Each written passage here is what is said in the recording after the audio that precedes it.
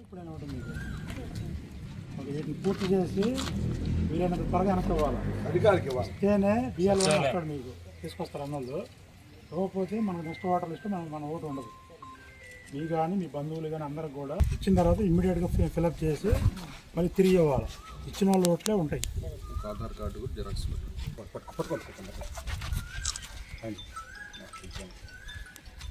Okay అన్న.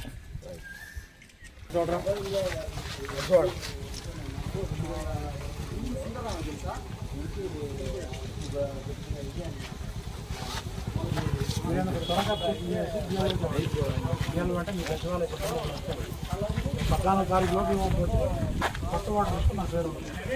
ఇది already మీకు ఓటు ఉందని చెప్పి కన్ఫర్మ్ చేసి ఇచ్చారు. మనం ప్రక్రియ జరుగుతుంది. ఇమీడియట్గా సెలెక్ట్ చేసి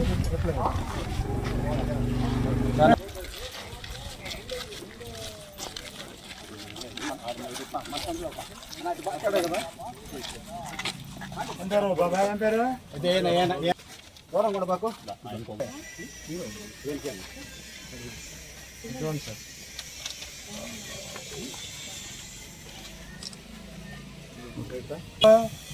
ఓటు ఎప్పుడు వచ్చిందా?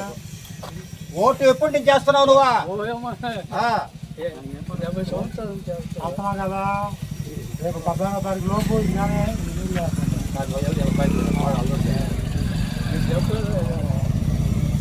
సరస్వతి ఎవరు? సరస్వతి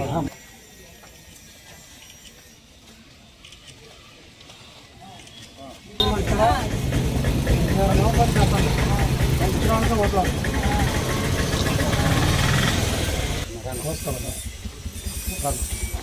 కళ్యాణ మండల అధ్యక్షులు రండి.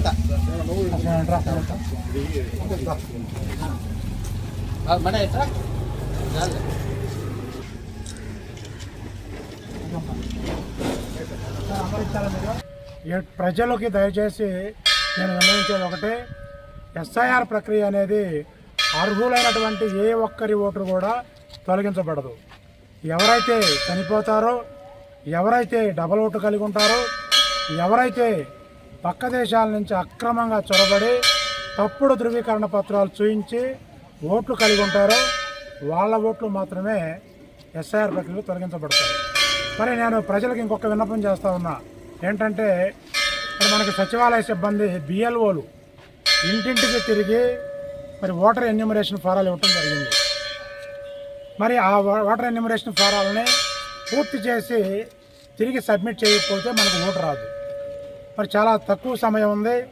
జూలై 14వ తేదీలోపు ప్రతి ఒక్క ఓటర్ ఆంధ్రప్రదేశ్లో ఈ ఎన్యూమరేషన్ ఫారాలను పూర్తి చేసి తిరిగి సబ్మిట్ చేయాలి ఆ బిఎల్ఓకి అని చెప్పి మరి ఆంధ్రప్రదేశ్లో ఉన్న ప్రతి ఒక్క ఓటర్కి కూడా భారతీయ జనతా పార్టీ విన్నవిస్తూ ఉంది.